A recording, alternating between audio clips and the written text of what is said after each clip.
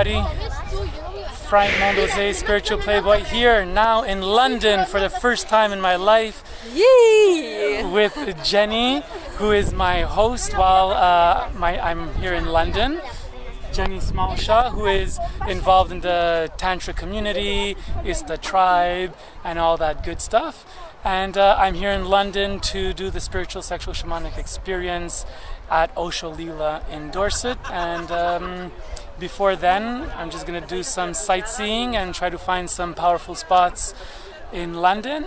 We're at the top of Primrose Hill, and we just read this quote: I have conversations with a spiritual son, I saw him on Primrose Hill.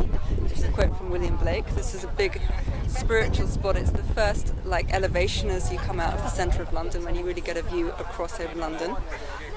This would have been in the country for many, many centuries, up until really 100, 150 years ago. We'd have felt like we were right out in the country looking down on London town with no skyscrapers, no nothing.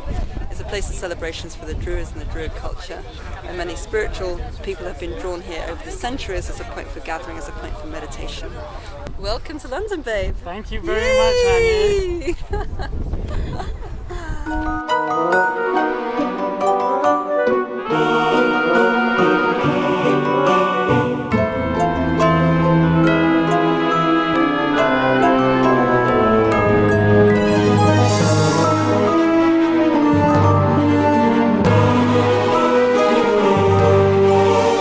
So across the street is the Chinese embassy. Chinese embassy, we're outside Weaver right now, Royal Institute of British Architects.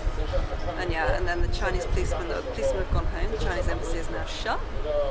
Yeah. And what is this that we're looking at over here? Oh, this is the Tibet protest. So this has been going on in London for decades, all about the torture and the suppression that's been going on by China towards Tibet. So, yeah, very, very dedicated group of people that 24-hour vigil at the Chinese embassy for many, many years. So here we are, day 2 in London, and just like its reputation, it's rainy and damp. And today's an interesting day. We're going to do a small journey that we plotted out of Occult London, starting with an occult bookstore called the Atlantis, and then down to Temple Church. It's a Knights Templar church, St. Paul's Cathedral, and a couple of other interesting spots along the way. We're just appreciating the architecture. It's probably the main thing I've noticed in regards to London so far. The way the houses are designed, beautiful. Really, actually, really, really beautiful.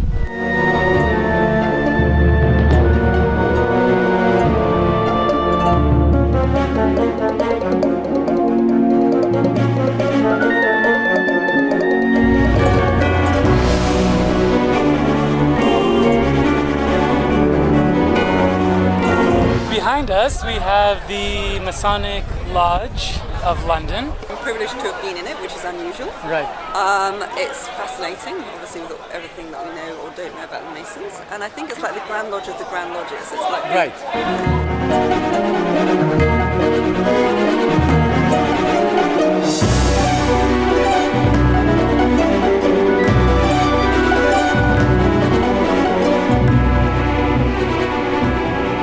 So we are in the Masonic Temple. There's no tours today, but we're going to check out the library. It's the only access that we have.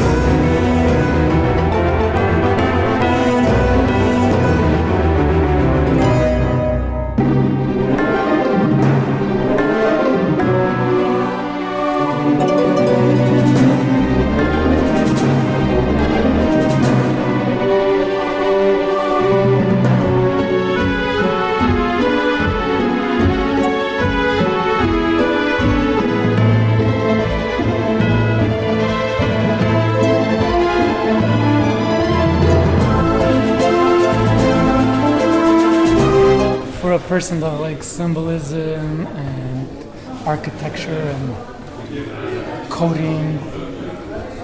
It's pretty intense. Steeped in mystery and the unknown, for us at least. The Freemasons, they basically, what I understand is like, so the Temple of Solomon, that's where all the information was all coded. It was built in a way that they used architecture as like opening portals and stuff like that. So every temple has things done in a certain way, created in a certain way. I was in Detroit, where it was another Grand Lodge for the United States, and now it's debunked because they couldn't afford anymore. Detroit is run down, and they had to take away all the sacred pieces that make the temple active, a bit like a church, right? So it's really interesting. This piece here talks about how Freemasonry got established in Britain in the 1700s, and specifically what it talks about is that as we move to a more industrialized society, there's a requirement to find a new way of belonging and new ways of inclusion and gathering and things like that. And this was really the impetus and the social change that was happening that created a way for the lodges to take root in Britain at this time. Beautiful. Just the same as we have today with the internet and cyber culture. People are looking for new ways of belonging in the world today, both physically and virtually.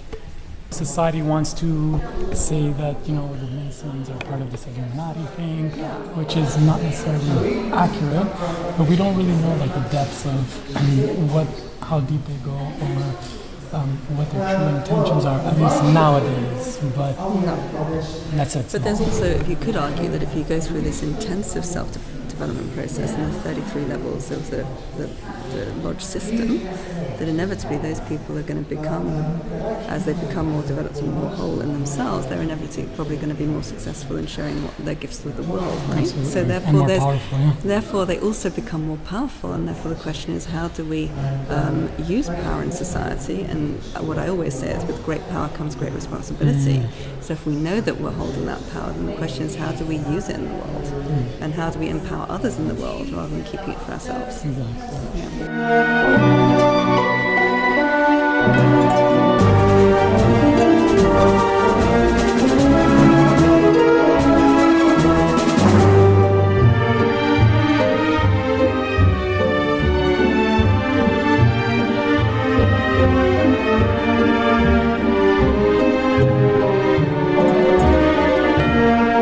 So we're here at the Royal Courts of Justice. Not sure that actually exists, but this is what it looks like.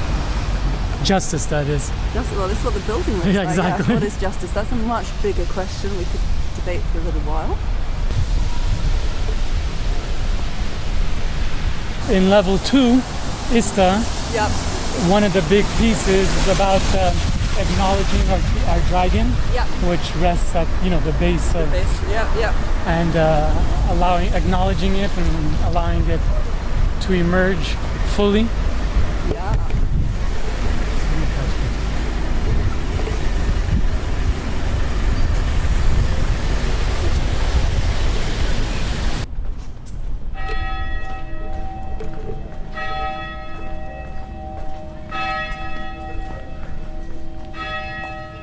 We're headed to Temple Church, which is a church created by the Knights Templar until they were executed and disbanded. So this was their church where they did initiations and just held mass and meetings. Wow. So one of the iconic features of the church is that it's round. It's one of the only round churches. So this was built in like 1100 AD, if I'm not mistaken.